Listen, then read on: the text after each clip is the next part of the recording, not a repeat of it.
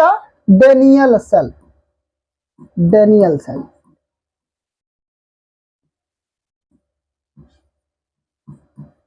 Daniel cell, ठीक है, ये एक प्रकार का वैद्युत रासायनिक सेल होता है। तो डेनियल सेल का जो संरचना होता है वो कैसे बनी होती है, डेनियल सेल कैसे बनता है, इसमें दो कंटेनर होते हैं, ठीक है, दो क्या होते हैं, कंटेनर, यानी दो पात्र होते हैं या दो फ्लास्क कह सकते हो। इसमें क्या कह सकते हो, दो कंटेनर होते हैं। चलिए देखिए क्या होते हैं बेटा, दो कंटेनर होते हैं, ठीक है। डेनियल सेल में मुख्यतः कितने कंटेनर बेटा, दो कंटेनर का प्रयोग किया जाता है, ठीक है।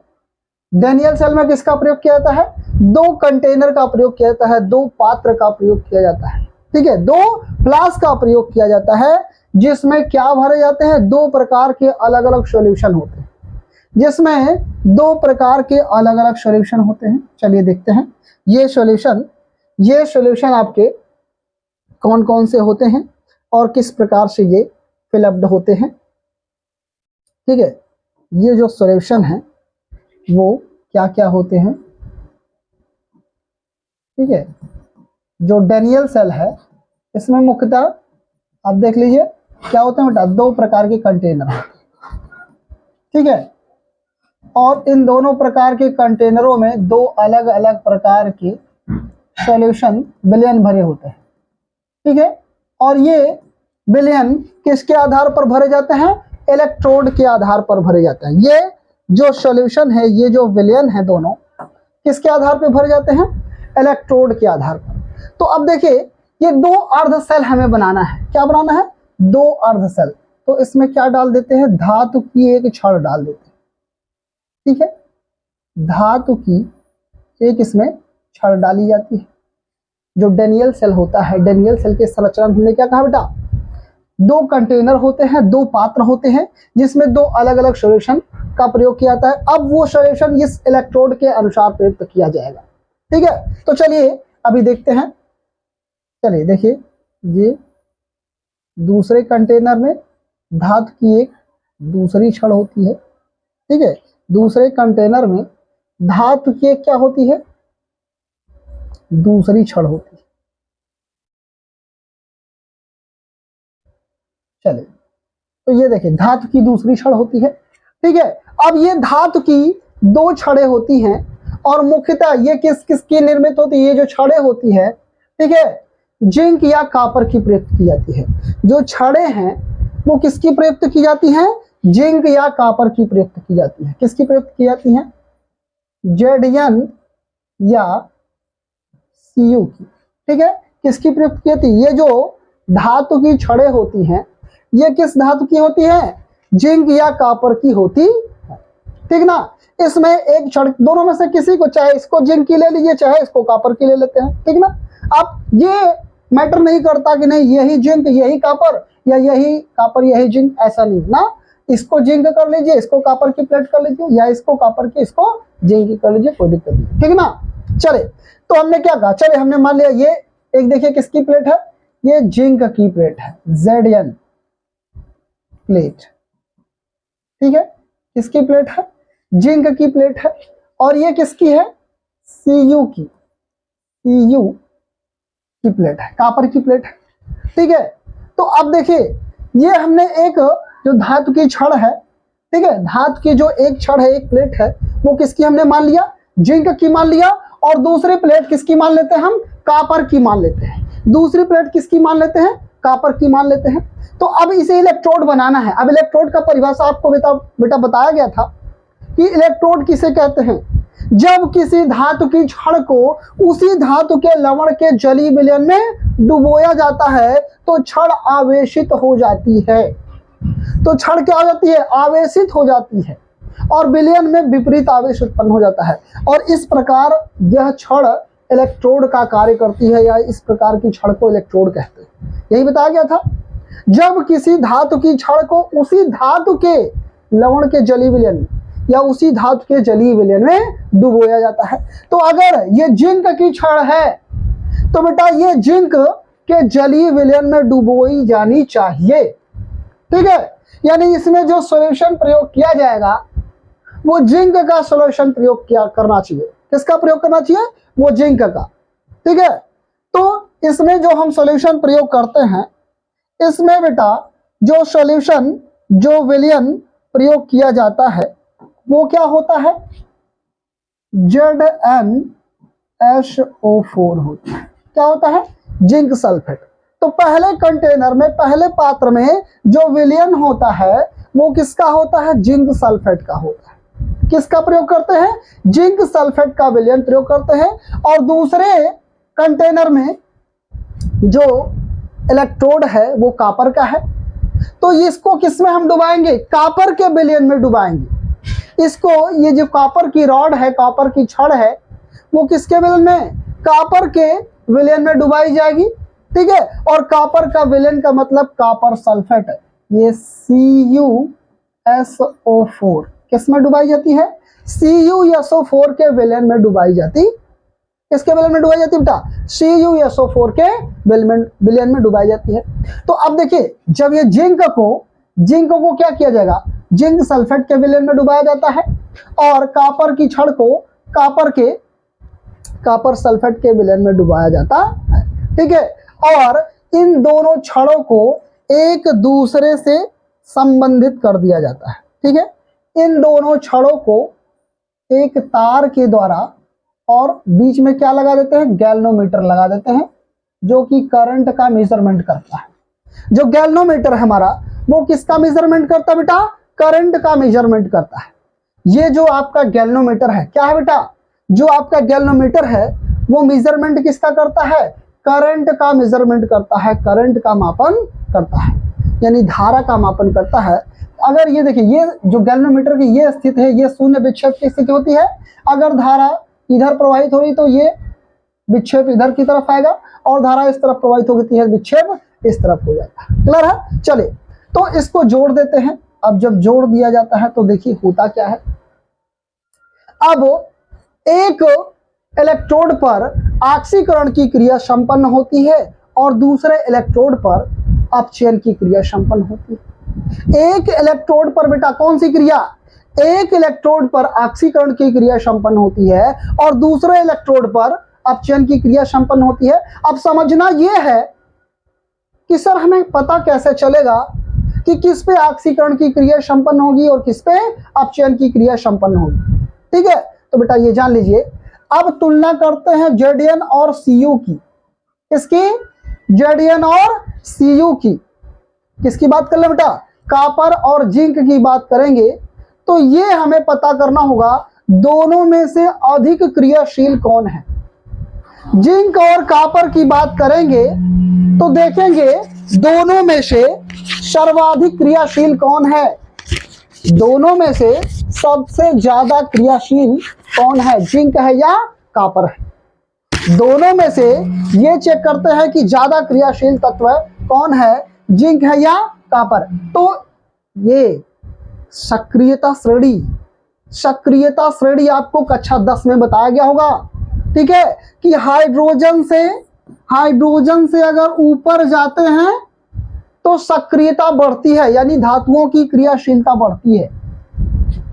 अगर सक्रियता श्रेणी में हाइड्रोजन से ऊपर जाते हैं, कक्षा 10 में याद होगा बेटा, कक्षा 10 में केमिस्ट्री में आपको बताया गया था कि जब हाइड्रोजन से H से ऊपर जाते हैं तो धातुओं की क्रियाशीलता बढ़ती है, और जब H से नीचे की तरफ जाते हैं तो धातुओं की क्रियाशीलता घटती है।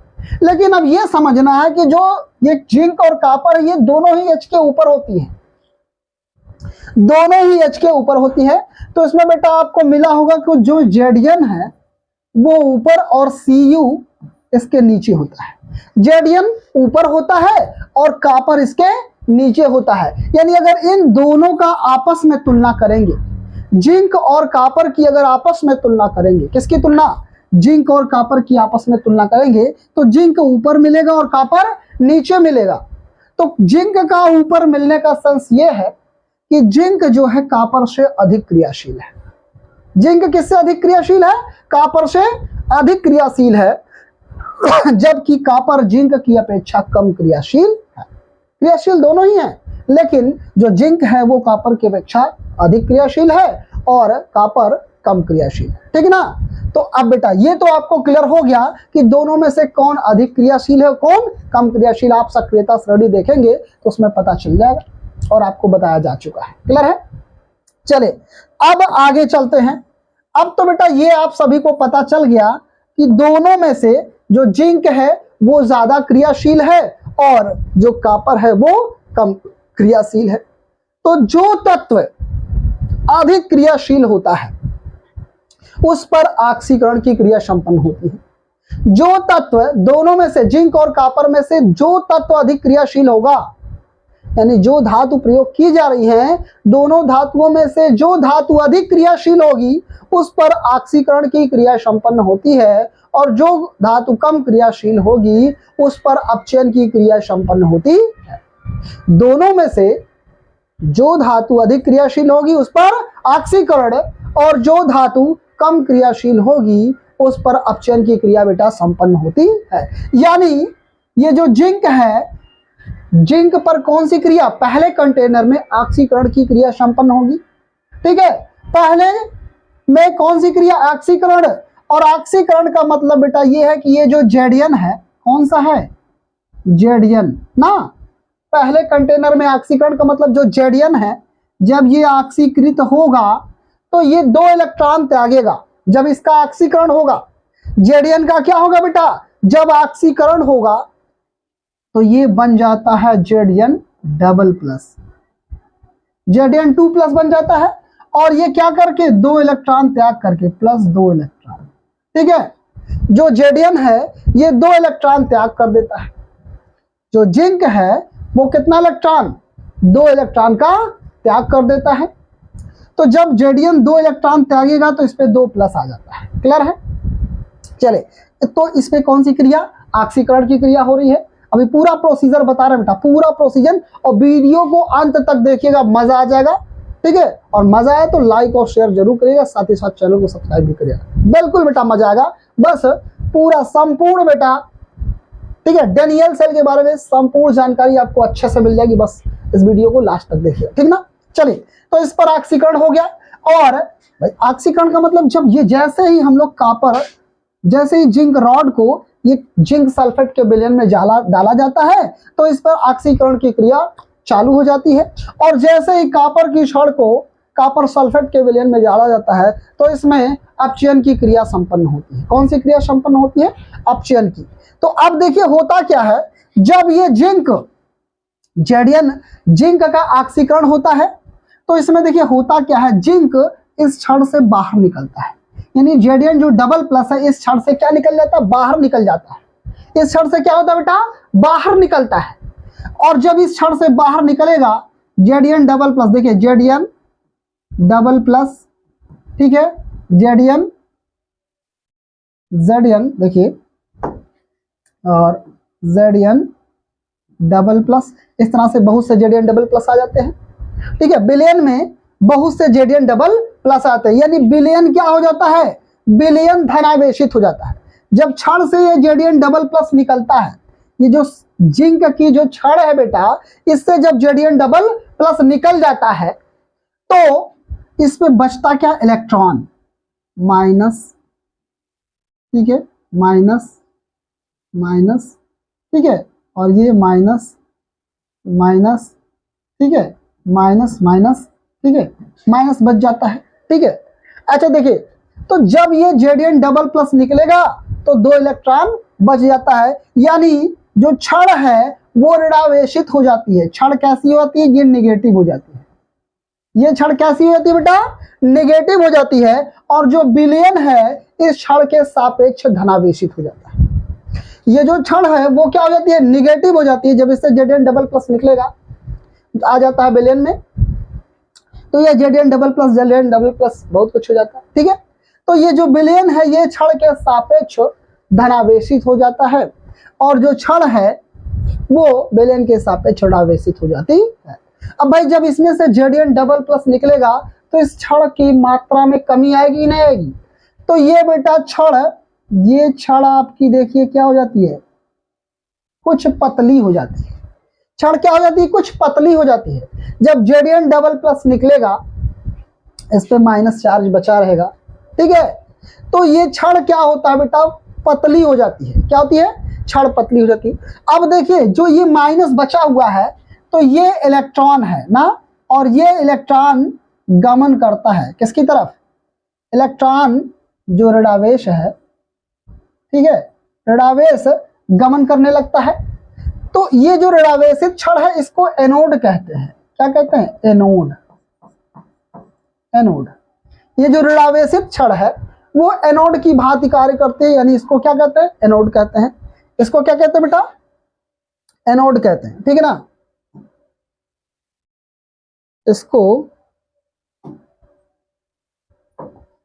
इसको एनोड कहते हैं। चलिए, इसको एनोड कहते हैं। अब हमने क्या कहा, ये जो इलेक्ट्रॉन है वो गति करने लगता है एनोड से कैथोड की तरफ, ठीक है, किससे, एनोड से कैथोड की तरफ। अब ध्यान ये दीजिएगा बेटा, जब ये कॉपर की छड़ को उसी के जलीय विलयन में डुबोया जाता है, ठीक है, तो अब इसका भी क्या होने लगता है, तो ये भी टूटता है, ये भी क्या होता है, टूटता है। तो अब देखिए ये जो विलयन है, ये विलयन में ये Cu पे डबल प्लस और SO4 डबल माइनस में टूट जाता है, ठीक है। Cu डबल प्लस और SO4 डबल माइनस में टूट जाता है। किस पे टूट जाता है, Cu, ये जो CuSO4 है, तो Cu डबल प्लस और SO4 डबल माइनस में टूट जाता है। और ये जो Cu डबल प्लस है वो किस पे एकत्रित होने लगता है, इस क्षण पर एकत्रित होने लगता है, ठीक है। जो Cu डबल प्लस है, ये जो कॉपर सल्फेट यानी Cu डबल प्लस इस क्षण पर क्या होने लगता है, एकत्रित होने लगता है, और ये क्षण मोटी हो जाती है ना। इसमें देखिए Zn डबल प्लस निकला था, इसलिए ये क्षण कुछ पतली हो जाती है। जबकि इसमें क्या है, जो CuSO4 है, तो जब कॉपर की छड़ को इसमें डुबोया जाता है तो CuSO4, Cu डबल प्लस और SO4 में डबल माइनस में टूट जाता है। तो अब होता क्या है, ये CuSO4 Cu पे डबल प्लस और SO4 पे डबल माइनस में टूट जाता है, ठीक है। और ये जो Cu डबल प्लस है वो किस पे एकत्रित होने लगता है, छड़ पर एकत्रित होने लगता है, ठीक है। किस पे एकत्रित होने लगता है, छड़ पर एकत्रित होने लगता है, और छड़ क्या हो जाती है, धनावेशित हो जाती है। ये छड़ कैसी हो जाती है, धनावेशित हो जाती है। ये छड़ कैसी हो जाती है बेटा, धनावेशित हो जाती, क्लियर है। ये छड़ कैसी हो जाती है, धनावेशित हो जाती है। अब भाई जब धनावेशित होगी तभी ना वो इलेक्ट्रॉन को चाहेगी। कोई पॉजिटिव है, यानी अगर कोई व्यक्ति धनी है ना, तभी ना क्या करेगा, ठीक है, यानी जब तक ये पॉजिटिव नहीं होगी तब तक ये इलेक्ट्रॉन का अट्रैक्शन नहीं करेगी, आकर्षण नहीं होगा, ठीक है। जब तक ये छड़ पॉजिटिव नहीं होगी तब तक यहां से जो इलेक्ट्रॉन है यहां धन प्लेट की तरफ नहीं जाएगा। तो अब भाई जब ये छड़ पॉजिटिव हो जाती है, ये देखिए Cu डबल प्लस इस पे एकत्रित होने लगता है, तो छड़ ये मोटी हो जाती है, और ये काफी मोटी हो जाती है। तो अब जब मोटी का मतलब ये देखिए धनावेशित हो जाती है, छड़ क्या हो जाती है, धनावेशित, और विलयन क्या हो जाता है, ऋणावेशित हो जाता है। भाई जब Cu डबल प्लस निकल के छड़ पे एकत्रित हो जाएगा तो छड़ धनावेशित हो गई, और विलयन में SO4 double minus SO4 double minus रह जाता है, और ये विलयन ऋणावेशित हो जाता है किसके सापेक्ष, छड़ के सापेक्ष, और ये छड़ धनावेशित हो जाती है और कैथोड की तरह कार्य करती है। किसकी तरह, कैथोड की तरह। ये जो छड़ है किसका कार्य करती है, कैथोड का कार्य करती है। अब देखिए होता क्या है, जब ये छड़ पॉजिटिव हो जाती है तो यहां से इलेक्ट्रॉन चल पड़ता है। ये जो इलेक्ट्रॉन है किस पे, एनोड पर जो इलेक्ट्रॉन है, ऋणावेश है, वो किसकी तरफ गति करने लगता है, कैथोड की ओर, यानी धन प्लेट की ओर क्या करने लगता है, गति करने लगता है। किसकी तरफ, धन प्लेट की ओर क्या करने लगता है, गति करने लगता है। जब धन प्लेट की ओर ये गति करता है तो ये जो Cu डबल प्लस है, कौन बेटा, Cu डबल प्लस, कौन, ये जो Cu डबल प्लस है, ठीक है, तो होता क्या है, ये जो क्षण पर Cu डबल प्लस है, Cu डबल प्लस, ये आने वाले एनोड से आने वाले इलेक्ट्रॉनों को ग्रहण करता है। इसने 2 इलेक्ट्रॉन त्यागा था ना, इसने जो जेडियन था इसने 2 इलेक्ट्रॉन को त्यागा था, और ये दोनों इलेक्ट्रॉन गति करने लगते हैं किसकी तरफ, कैथोड की ओर। ठीक है, किसकी ओर गति करने लगते हैं बेटा, कैथोड की ओर। और ये जो जेडियन Cu डबल प्लस है, ये उन दोनों इलेक्ट्रॉन को क्या कर लेता है, आकर्षित कर लेता है। क्या कर लेता है, आकर्षित, यानी +2 इलेक्ट्रॉन ये ग्रहण कर लेता है। और जब ये ग्रहण करता है तो ये बदल किस में जाता है भाई, जब 2 इलेक्ट्रॉन ग्रहण करेगा तो 2 + 2 माइनस मिलकर खत्म, और ये परिवर्तित हो जाता है Cu में।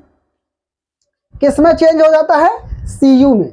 किस में परिवर्तित होता है, Cu में। और ये Cu का यानी ये ठोस ये होता है, Cu क्या है, ठोस है, और ये इस ठोस जो है इस क्षण पर एकत्रित होता रहता है, और क्षण ये क्या हो जाती है, आपकी मोटी हो जाती है। तो इस प्रकार से आपने देखा कि जो एनोड है, एनोड पर कौन सी क्रिया, ऑक्सीकरण की क्रिया हो रही है, और कैथोड पर कौन सी क्रिया हो रही है, अपचयन की क्रिया संपन्न होती है।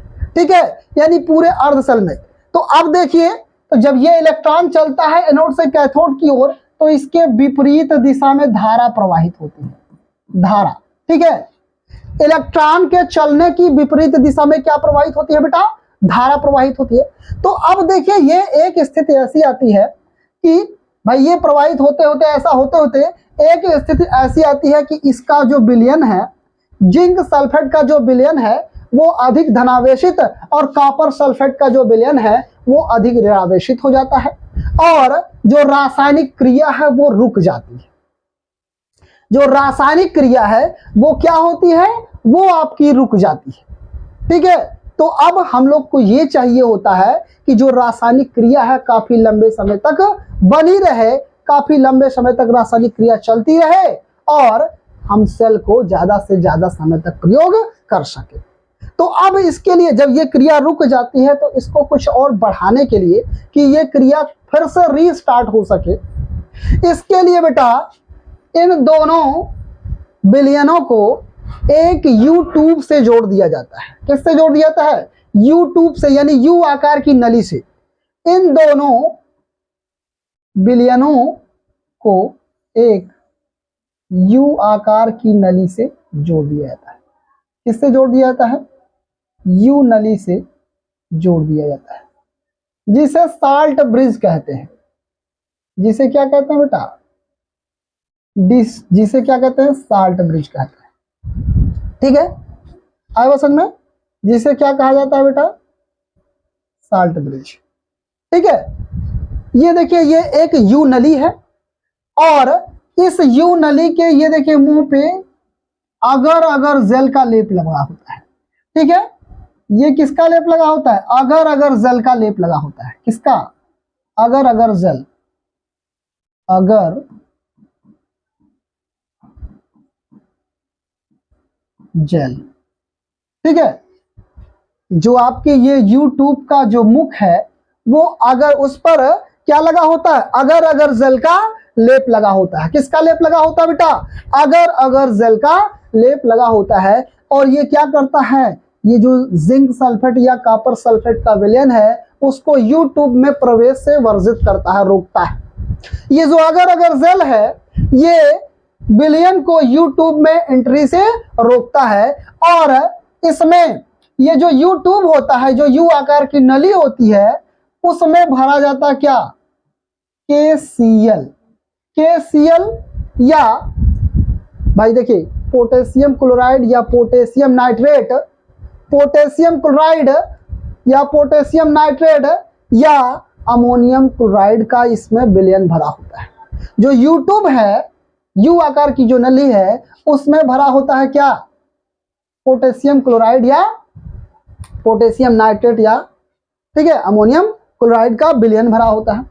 अब ये विलयन देखिए करता क्या है, तो अब ये देखिए ये जो विलयन है जब ये ZnSO4 या CuSO4 के कांटेक्ट में आता है, देखिए जो ये अगर अगर जेल है ये विलयन को यूट्यूब में एंट्री से रोकता है, लेकिन जो KCL है इसको नीचे आने देता है। तो जैसे ये KCL ये आता है, इसके कांटेक्ट में आता है, तो ये टूट जाता है। जो KCL है वो टूटता है K प्लस और Cl माइनस में, इसमें टूट जाता है। जो KCl है वो K प्लस और Cl माइनस में टूट जाता है। तो Cl माइनस आता है किसकी तरफ? Cl माइनस आता है किसमें? एनोड में। ठीक है, तो Cl माइनस किसकी तरफ आता है? जिंक सल्फेट के विलयन में आता है।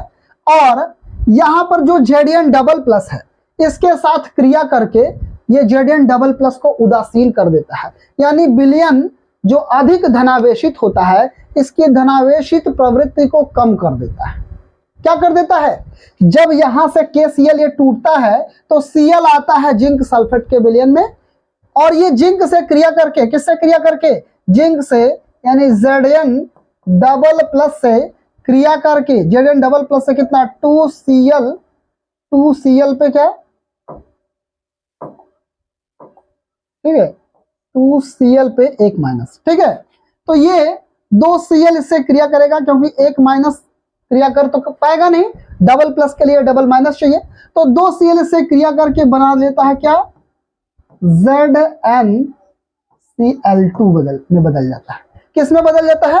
ZnCl2 में। और यहां से जो पोटेशियम है K प्लस, Cl माइनस तो इसमें आ गया, जो K प्लस है, ठीक है, कौन? K प्लस जाता है किसकी तरफ? CuSO4 की तरफ। तो इसमें बचा होता है क्या? SO4 डबल माइनस था। जब ये Cu डबल प्लस इस पे क्षार पर एकत्रित हो गया था तो विलयन में SO4 डबल माइनस बचा हुआ था। तो अब ये जो K प्लस है, क्या बेटा? जो K प्लस है वो क्रिया करता है किससे? SO4 डबल माइनस से। तो यानी 2K प्लस ये क्रिया करता किससे? SO4 डबल माइनस से। तो ये देखिए 2 प्लस 2 माइनस मिलके ये जाके विलयन को उदासीन करता है, और ये बन जाता है क्या? K2SO4 ना। क्या बन जाता है? K2SO4, यानी पोटेशियम सल्फेट बन जाता है, यानी इसको उदासीन कर, जो ये सल्फेट आयन था उसको, उसकी जो ऋणावेशित प्रवृत्ति थी इसको ये कम कर देता है। क्या कर देता है? कम कर देता है। यहाँ पे Cl आया, इस विलयन की धनावेशित प्रवृत्ति को कम कर दिया, और जो पोटेशियम है वो आकर इस विलयन की ऋणावेशित प्रवृत्ति को क्या कर देता है? कम कर देता है।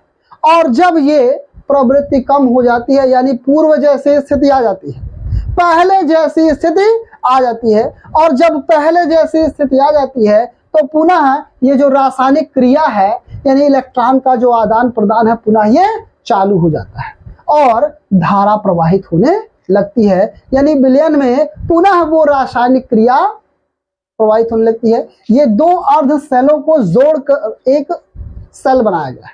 ठीक है, 2 अर्ध सेलों को जोड़कर क्या बनाया गया है? एक सेल बनाया गया है। ठीक है, तो अब देखिए हमने कहा जब ये क्रिया, जब उदासीनीकरण क्रिया हो जाती है तो इसके बाद पुनः पूर्व की भांति जो इलेक्ट्रॉन का त्याग हो रहा था वो इलेक्ट्रॉन का आदान प्रदान होने लगता है, और रासायनिक क्रिया पुनः क्या हो जाती है? स्टार्ट हो जाती है, और सेल हमारा पुनः फिर से क्या है? कार्य करने लगता है। सेल जो है कार्य करने लगता है, और यानी कि जो लवण सेतु अगर हम प्रयोग करते हैं, जिसको सॉल्ट ब्रिज कहते हैं, तो लवण सेतु के प्रयोग से सेल का जो आयु है, वर्किंग टाइम है ना, वो बढ़ जाता है। ठीक है, सेल का जो वर्किंग टाइम है वो क्या होता है? बढ़ जाता है। कार्य करने का जो समय है वो बढ़ जाता है, यानी रासायनिक क्रिया अधिक समय तक होने लगती है। तो अब ये था। अब एनोड पर देखिए, अब एनोड पर क्या हो रहा था? अब सेल में, एक पूर्ण सेल में कितनी क्या अभिक्रिया होती है? एक पूर्ण सेल में कौन सी अभिक्रिया होती है, क्या अभिक्रिया होती है, ये अब करते हैं। तो चलिए एनोड पर देखेंगे। एनोड पर क्या होता है? Zn double plus is equal to कितना? सॉरी, एनोड पर क्या होता है आपका? एनोड पर जो Zn है उसका ऑक्सीकरण होता है ना, ठीक है। एनोड पर Zn का क्या होता है, ऑक्सीकरण। Zn चेंज होता है Zn डबल प्लस और प्लस 2 इलेक्ट्रॉन। ठीक है। एनोड पर कौन सी क्रिया, ऑक्सीकरण। ये कौन सी क्रिया है, ऑक्सीकरण। ये कौन सी क्रिया बेटा, ऑक्सीकरण। तो एनोड पर ऑक्सीकरण क्रिया होती है। अब कैथोड पर, किस पर, कैथोड। कैथोड पर कौन सी क्रिया संपन्न होती है, अपचयन की क्रिया। यानी जो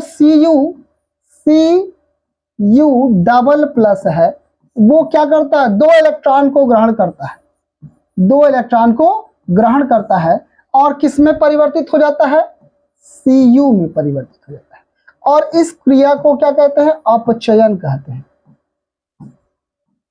ठीक है, इस क्रिया को क्या कहते हैं, अपचयन कहते हैं। यानी एनोड पर कौन सी क्रिया होती है, ऑक्सीकरण की क्रिया, और कैथोड पर अपचयन की क्रिया होती है। यानी एक पूर्ण सेल में कौन सी क्रिया होती है, एक पूर्ण सेल में कुल सेल अपक्रिया। अगर कुल सेल अपक्रिया की बात करेंगे तो इन दोनों को जोड़ दीजिए। अगर जोड़ेंगे इन दोनों रिएक्शंस को, प्लस करेंगे तो 2 इलेक्ट्रॉन, ये 2 इलेक्ट्रॉन खत्म हो जाएगा। लेफ्ट साइड में भी 2 इलेक्ट्रॉन है और राइट साइड में भी 2 इलेक्ट्रॉन है, ये खत्म हो जाएगा। तो अब देखिए बचेगा क्या, ये Zn और प्लस, लेफ्ट साइड में Zn और प्लस Cu पे डबल प्लस बचेगा। Cu पे कितना, double plus, is equal to right side में क्या बचता है, राइट साइड में Zn पे डबल प्लस और प्लस Cu, प्लस क्या, Cu आपका। चलिए, तो Zn पे डबल प्लस प्लस Cu ये प्राप्त होता है। अब देखिए हो क्या रहा है, जो जिंक था, जिंक की ऑक्सीकरण संख्या बढ़ रही है। ठीक है, जिंक की ऑक्सीकरण संख्या बढ़ रही है, यानी जिंक का क्या हो रहा है, ऑक्सीकरण। इसने -2 इलेक्ट्रॉन, इसने 2 इलेक्ट्रॉन का क्या किया, त्याग किया। यानी यहां पर जिंक का क्या हो रहा है, ऑक्सीकरण। जिंक का क्या हो रहा है बेटा, ऑक्सीकरण हो रहा है। और जो Cu डबल प्लस था वो चेंज हुआ है Cu में, यानी इसने +2 इलेक्ट्रॉन, जिंक ने जो 2 इलेक्ट्रॉन को त्यागा था, कॉपर ने उस 2 इलेक्ट्रॉन को ग्रहण किया और कॉपर का हो रहा है अपचयन। कॉपर का क्या हो रहा है बेटा, कॉपर का हो रहा है अपचयन। कॉपर का क्या हो गया, अपचयन हो गया। ठीक है, तो इस तरह से आप देख रहे हैं एक पूर्ण सेल में, यानी डेनियल सेल में जो पूर्ण सेल अपक्रिया है वो क्या है, देखिए ऑक्सीकरण और अपचयन दोनों ही अपक्रिया एक साथ संपन्न हो रही है। डेनियल सेल में ऑक्सीकरण और अपचयन दोनों ही क्रियाएं एक साथ संपन्न हो रही हैं और इस अपक्रिया को हम रेडॉक्स अपक्रिया कहते हैं। ठीक है, ये जो देखिए हमने क्या कहा था, कक्षा 10 में आपको यह भी बताया गया था।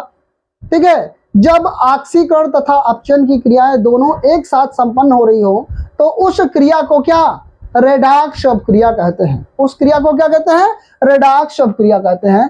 तो डेनियल सेल में कौन सी अपक्रिया संपन्न होती है, रेडॉक्स अपक्रिया संपन्न होती है।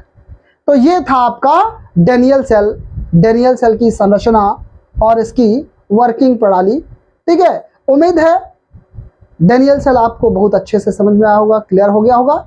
और मजा आया, समझ में आया तो लाइक और शेयर ठोक के करिएगा और साथ ही साथ चैनल को सब्सक्राइब करिएगा। और इस तरह से हम आपके लिए और वीडियो लेके आते रहेंगे। तो आज के लिए बस इतना ही, तब तक के लिए गुड नाइट, शुभ संध्या, शुभ रात्रि, जय हिंद।